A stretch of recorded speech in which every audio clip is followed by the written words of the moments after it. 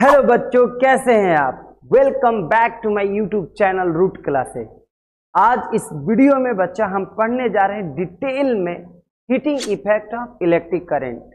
वैसे तो electric current के कई इफेक्ट होते हैं, जैसे कि chemical effect of electric current, जिसमें क्या होता है कि जब किसी इलेक्ट्रोलाइट में हम इलेक्ट्रिक करंट पास करते हैं तो वो इलेक्ट्रोलाइट डिकम्पोज हो जाता है। जैसे कि आपने chemical reaction and equation chapter में पढ़ा कि जब वाटर में इलेक्ट्रिसिटी पास किया जाता है बच्चों, तो वो डिकम्पोज हो जाता है, ब्रेक हो जाता है हाइड्रोजन गैस और ऑक्सीजन गैस में। तो this effect is called chemical effect of electric current.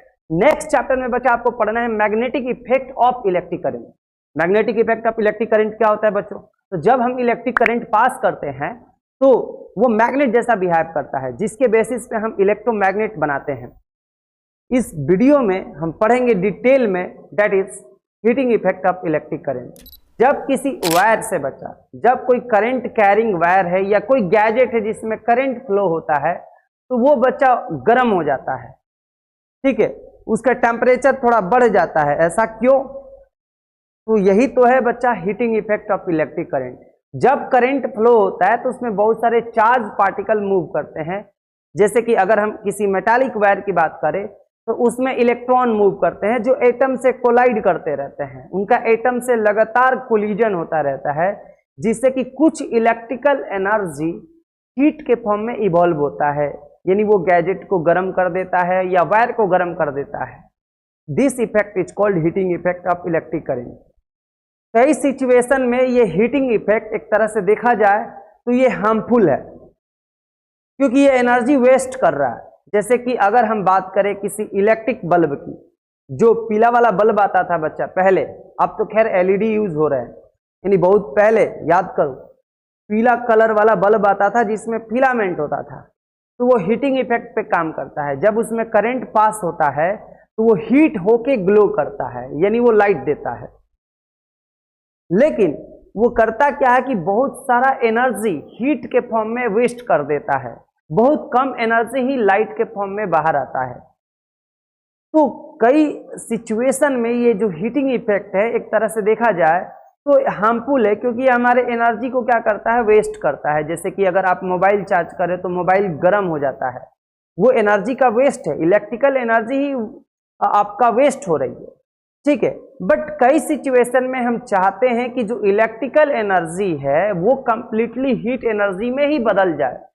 जैसे कि जब हम किसी हीटिंग डिवाइस को यूज करते हैं, जैसे कि बच्चा गीजर हो गया, आपका जो पानी गर्म करने वाला जो रॉड आता है, या आपका इलेक्ट्रिक आयरन जो आता है, हम यहाँ पे यही चाहते हैं कि पूरी की पूरी इलेक्ट्रिकल एनर्जी हीट एनर्जी में ही बदल जाए, क्योंकि हमें एक्चुअली हीट चाहिए। तो यहाँ पे हम इसी इफेक्ट को डिटेल में पढ़ने वाले हैं। जैसे कि अगर हम एक फैन की बात करें तो हम यहाँ पे चाहेंगे कि पूरी की पूरी इलेक्ट्रिकल एनर्जी फैन के ब्लेड को रोटेट करने में यूज हो, ना कि हीट में हो, ठीक है। बट ये हमेशा ऐसा होता है कि कुछ ना कुछ एनर्जी वो हीट में बर्बाद होगा ही, हीट में लॉस होगा ही। जब हम फैन या और भी डिवाइस जब डिजाइन करेंगे तो हम ये ख्याल रखेंगे कि कम से कम ये एनर्जी हीट के फॉर्म में लॉस हो। बट अगर मान लेते हैं कि एक ऐसा डिवाइस जो प्योरली रेसिस्टिव है, यानी उसमें कुछ भी नाचने वाला पार्ट नहीं है, कुछ भी साउंड देने वाला पार्ट नहीं है, कुछ भी उसमें लाइट देने वाला पार्ट नहीं है, मान लेते हैं एक आइडियल केस मान लेते हैं, ठीक है। यानी यहाँ पे जो भी इलेक्ट्रिकल एनर्जी जाएगा वो अल्टीमेटली हीट एनर्जी में ही क्या होगा, कन्वर्ट होगा, वो हीट एनर्जी में ही कन्वर्ट होगा, ठीक है। तो मान लेते हैं कि V वोल्ट्स की बैटरी से एक R ओम का रेजिस्टेंस जोड़ा गया है जो प्योरली रेसिस्टिव है, यानी पूरी तरीके से जो भी बैटरी एनर्जी सप्लाई करेगी वो एनर्जी हीट के फॉर्म में इवॉल्व होगा, ठीक है। हम यहाँ पे कैलकुलेट करना चाहते हैं कि कितना हीट बाहर आएगा, कितना हीट एनर्जी बाहर आएगा, हम ये कैलकुलेट करना चाहते हैं। लेकिन समस्या क्या है कि ये हीट एनर्जी हम कैलकुलेट नहीं कर सकते हैं, बट डायरेक्टली हीट एनर्जी हम कैलकुलेट नहीं कर सकते हैं। तो हम क्या करेंगे, एनर्जी कंजर्वेशन लगाएंगे। हम जानते हैं कि जो बैटरी एनर्जी सप्लाई कर रही है वही एनर्जी हीट के फॉर्म में वेस्ट होगा, यानी हीट के फॉर्म में इवॉल्व होगा, ठीक है। क्योंकि यहाँ पे ना तो कोई मूवेबल पार्ट है ना तो कोई साउंड देने वाला पार्ट है, तो अल्टीमेटली जितनी भी इलेक्ट्रिकल एनर्जी सप्लाई होगा वो हीट के फॉर्म में ही तो बाहर आएगा। ठीक है, तो हम यहां से करेंगे क्या कि कितना बैटरी इलेक्ट्रिकल एनर्जी सप्लाई कर रही है वो कैलकुलेट करेंगे। वो कैलकुलेट करेंगे कि कितना इलेक्ट्रिकल एनर्जी सप्लाई बैटरी कर रही है, वही इलेक्ट्रिकल एनर्जी हीट एनर्जी के फॉर्म में इवॉल्व होगा। समझ में आ रहा है ना बच्चों? तो करना क्या है कि यहां पे हमें ना इलेक्ट्रिकल एनर्जी कितना जा रहा है वो हमें पता करना है। तो मान लेते हैं कि यहाँ पे आई करंट फ्लो कर रहा है।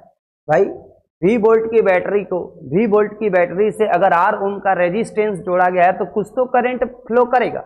मान लेते हैं आई करंट फ्लो कर रहा है, तो जब करंट फ्लो कर रहा होगा तो चार्ज भी मूव कर रहे होंगे, क्योंकि करंट का मतलब ही क्या होता है, कितना चार्ज फ्लो कर रहा है यूनिट टाइम में, यानी rate of flow of charge. तो हमें क्या करना होगा, आपने पढ़ा है, अब देखो बच्चा हम थोड़ा सा 9th वाला जो वर्क एनर्जी वाला जो कॉन्सेप्ट है वो यूज करेंगे। एक्चुअली में बैटरी इस क्यू चार्ज को पुश करने में वर्क करेगी, और जितना वर्क करेगी उतना ही एनर्जी क्या होगा, वो ट्रांसफर करेगी। एक्चुअली ये थ्योरी है कि जितना वर्क डाउन होगा उतना ही एनर्जी का ट्रांसफॉर्मेशन होता है, यानी कभी भी अगर एनर्जी का ट्रांसफॉर्मेशन होता है तो वर्क डाउन होता है। ठीक है, वर्क डाउन और एनर्जी देखा जाए तो दोनों की यूनिट सेम होता है, जो दोनों एक ही बात है भाई। अगर तुम वर्क डाउन पता कर ले रहे हो, तो समझो कि तुमने क्या पता कर लिया, कितना एनर्जी खर्च हुआ या कितना एनर्जी खर्च हुआ। अगर ये पता कर ले रहे हो तो समझो कि तुम्हें ये पता चल गया कि कितना वर्क डन हुआ, दोनों एक ही बात है। ठीक है, क्योंकि भाई एनर्जी होता है क्या है, capacity to do work, 9th class में तुमने पढ़ा है। चलो बहुत पुरानी बात कर लिए, अब नए बात करते हैं। तो मान लेते हैं यहां से जो क्यू चार्ज बैटरी पुश कर रही होगी तो बैटरी वर्क कर रही होगी, यानी बैटरी वर्क कर रही है क्या भाई, वो अंदर की केमिकल एनर्जी इलेक्ट्रिकल एनर्जी में बदल रही है जिससे कि ये चार्ज को पुश कर रही है। तो बैटरी कितना वर्क करती है हमने पढ़ा है कि जो पोटेंशियल डिफरेंस होता है बच्चा, ये होता है work down on unit charge.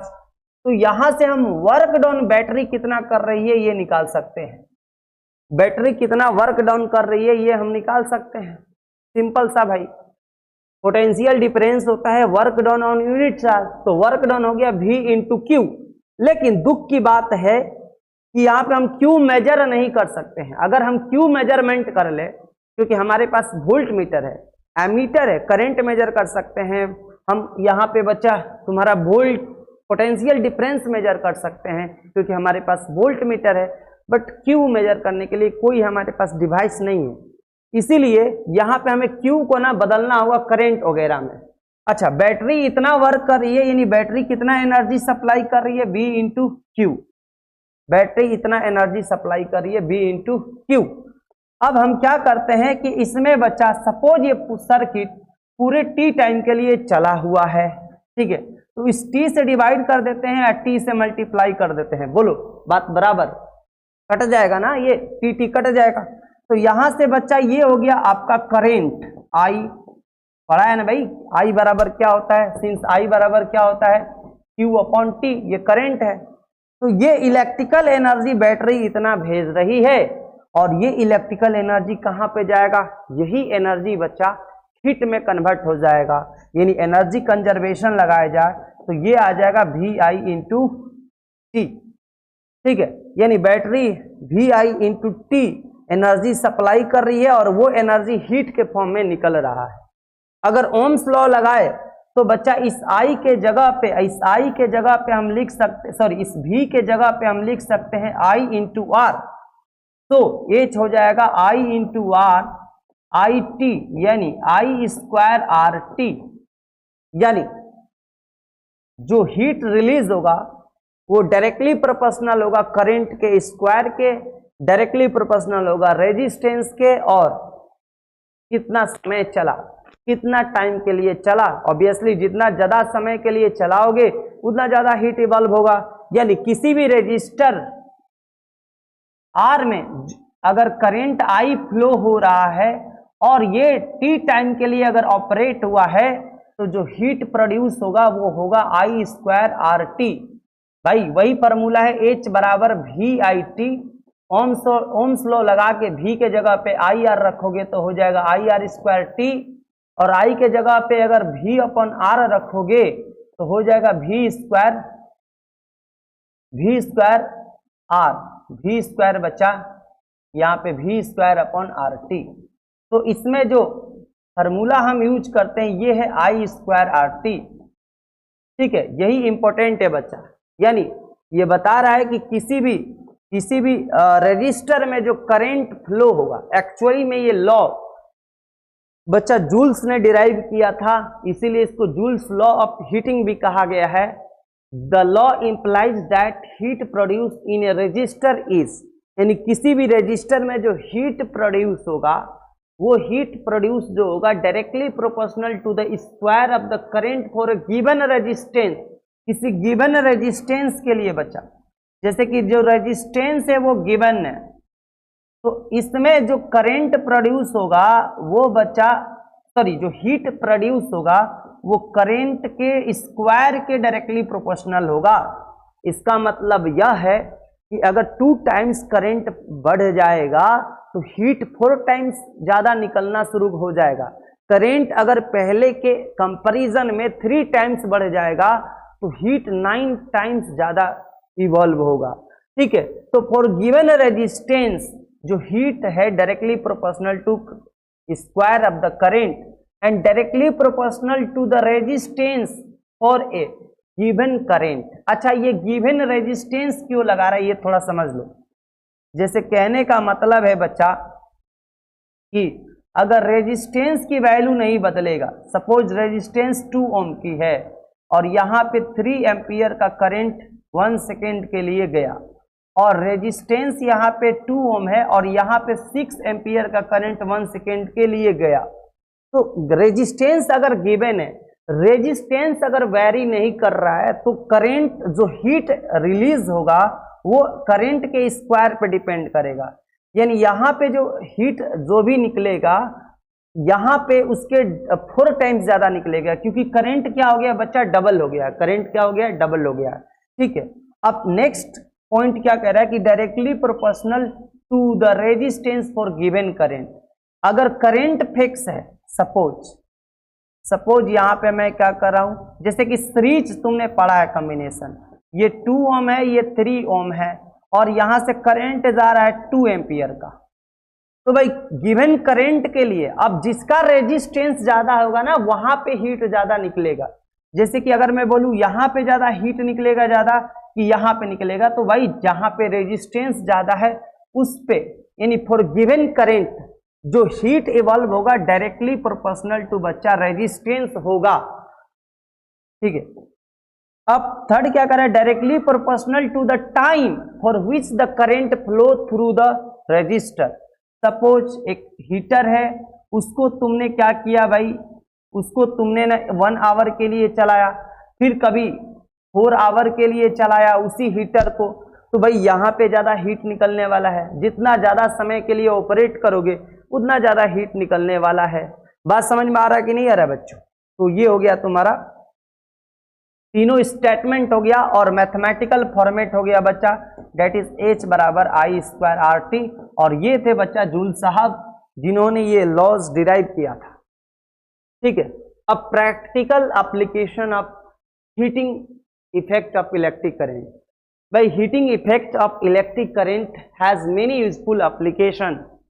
ठीक है, the electric laundry iron, electric toaster, जितने भी इलेक्ट्रिक ओवन है, जितने भी इलेक्ट्रिसिटी से हीट देने वाले डिवाइस है, सब हीटिंग इफेक्ट पे ही तो काम करते हैं। जो इलेक्ट्रिक हीटर है, इलेक्ट्रिक जो केटल है, ये सारे बच्चा फैमिलियर डिवाइस है जो जूल्स के हीटिंग पर या करंट के हीटिंग इफेक्ट पे काम करते हैं। लेकिन थोड़ा सा दो ऐसे डिवाइस है ना जो थोड़ा हटके हैं, मतलब हीटिंग इफेक्ट पे काम तो करते हैं बट हीट देने के लिए उनका यूज नहीं होता है। जैसे कि ये वाले जो थे इलेक्ट्रिक टोस्टर, इलेक्ट्रिक ओवन, ये जो भी है, ये इनका काम ही होता है हीट देना और हीट जनरेट करने के लिए इनका यूज किया जाता है। बट इलेक्ट्रिक जो बल्ब है, ठीक है, बहुत पुरानी बात है, लंबे समय की बात है। अब तो एलईडी आ रहा है घर में। बात समझ में आ रहा है ना? ये पहले जमाने की बात है भाई, ये बल्ब होता था, ये ज्यादा एनर्जी हीट में ही क्या कर देता था, खत्म कर देता, इसीलिए इसका कहानी खत्म, इसकी कहानी अब खत्म होता जा रहा है, ये कम यूज हो रहा है, ठीक है। बट पढ़ना तो है इसको, तो पढ़ते हैं भाई। ये जो ये काम करता है हीटिंग इफेक्ट पे, बट इसका काम होता है लाइट देना। देखो इसके पहले जितने भी डिवाइस तुमने देखा वो हीटिंग इफेक्ट पे काम कर रहे हैं और उनका काम भी होता है हीट देना, बट यहाँ पे इसका काम करता है हीटिंग इफेक्ट पे, बट इसका काम है लाइट देना। थोड़ा सा डिफरेंट है, बात समझ रहे हैं ना, इसीलिए इसको थोड़ा सा हमें पढ़ना पड़ेगा। तो इसकी बात करते हैं, use of heating effect of electric current in bulb. इस थोड़ा सा इसमें जो बच्चा ये जो लगा है ना, ये वाला, इसको फिलामेंट कहते हैं। इसके बारे में थोड़ा सा इसकी प्रॉपर्टीज देख लेते हैं। तरह की हाई मेल्टिंग पॉइंट, इसकी मेल्टिंग पॉइंट बच्चा बहुत हाई होता है और ये टंगस्टन का बना रहता है। 3380 डिग्री सेल्सियस पर ये मेल्ट करेगा। बहुत ज्यादा टेम्परेचर दोगे तब जाके मेल्ट करेगा भाई, हीट होके लाइट देना है। कम मेल्टिंग पॉइंट होगा तो ये ब्रेक हो जाएगा, टूट जाएगा, तो फिर लाइट कहाँ से देगा। इसीलिए हमने ऐसा मेटल चूज किया हुआ है जिसकी मेल्टिंग पॉइंट क्या है बच्चा, बहुत ज्यादा है। अब इसको केमिकली, अब ये मेटल है और हाई टेम्परेचर पे काम करेगा, तो भाई ऑक्सीजन क्या करेगा, उसको ऑक्सीडाइज कर देगा, और ऑक्सीडाइज कर देगा टंगस्टन ऑक्साइड बना लेगा। तो फिर मेटल की कैरेक्टरिस्टिक खत्म, यानी ये फ्यूज हो जाएगा, टूट जाएगा, ये वायर टूट जाएगा, ब्रेक हो जाएगा।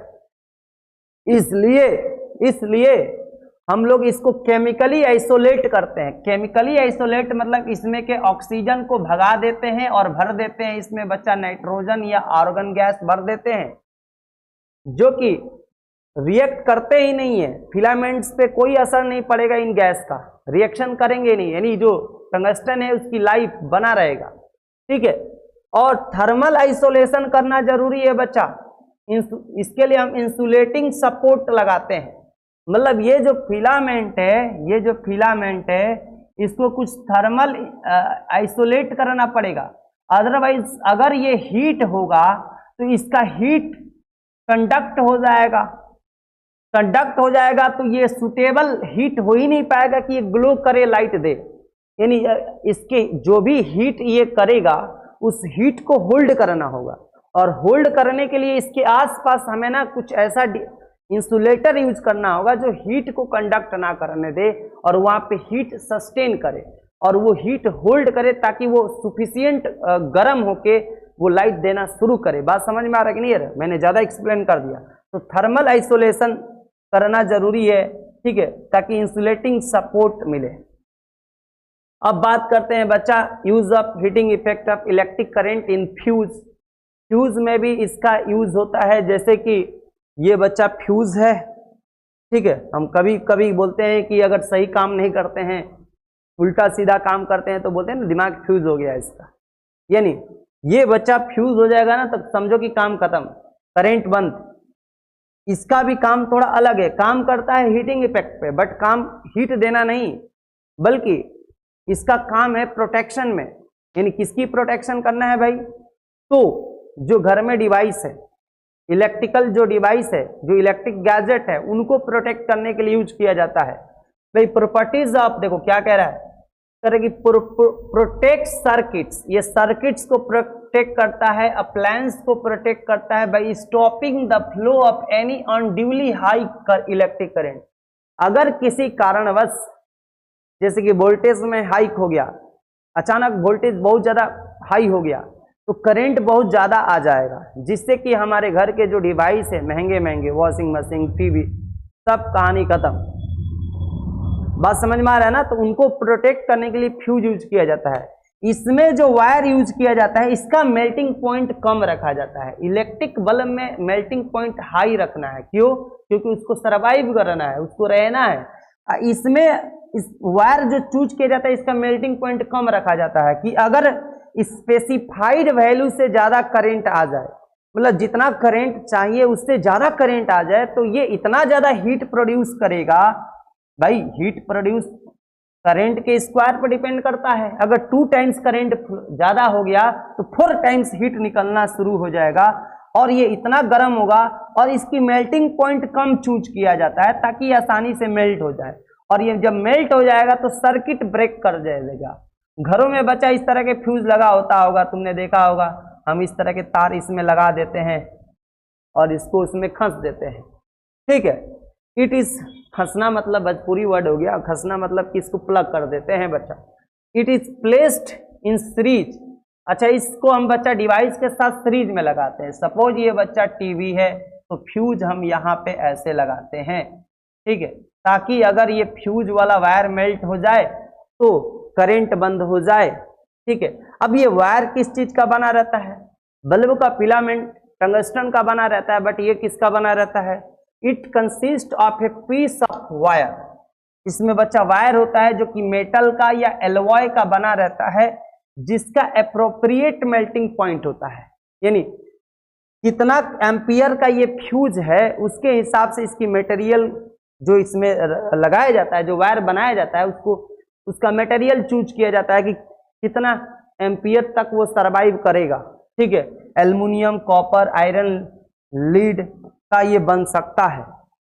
ठीक है, if A current larger than the specified value flows through the circuit. अगर सर्किट में ना एक स्पेसिफाइड वैल्यू से ज्यादा करंट आ गया, जैसे कि भाई मान लेते हैं हम कोई डिवाइस यूज कर रहे हैं तो उसका एक होता है ना कि वो 2 एम्पियर तक रेंज में काम करेगा, थोड़ा बहुत ज्यादा बेसी होगा तो चलेगा, बट 2 एम्पियर से अब 3 एम्पियर 4 एम्पियर हो गया तब कैसे चलेगा?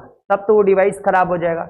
इसीलिए ये फ्यूज को लगा दिया जाता है कि इसके अंदर का वायर ही मेल्ट हो जाए। करंट बढ़ेगा, जूल्स हीटिंग इफेक्ट समझ ही रहे हो, करंट के स्क्वायर पे हीट डिपेंड कर रहा है, तो गर्म होकर ये मेल्ट हो जाएगा। फ्यूज वायर करेगी this melts the fuse, fuse wire melt हो जाता है और सर्किट ब्रेक हो जाता है। The fuse wire is usually encased in a cartridge of porcelain और similar material of metal ends. ठीक है, मतलब यहाँ पे बच्चा मेटल एंड्स होता है और इसके अंदर बच्चा ये कार्ट्रिज ऑफ जो पोर्सिलेन है इसके अंदर इसको लगाया जाता है। ठीक है,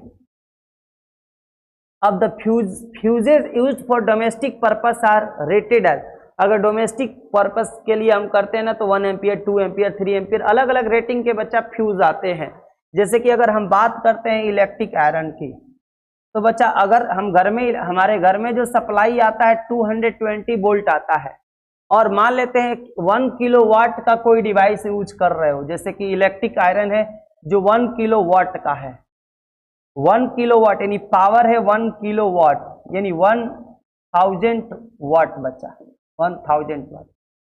ठीक है, तो एक फार्मूला होता है बच्चा P बराबर V इंटू आई, ये अभी हम आगे डिराइव करेंगे। ठीक है, आगे डिराइव करेंगे P बराबर V इंटू आई। तो भाई पावर अगर यहाँ पे दिया है 1000 वाट, ठीक है, और 220 वोल्ट यानी 220 वोल्ट पे इसको ऑपरेट करना है, तो करंट अगर कैलकुलेट करेंगे तो ये इतना आ रहा है।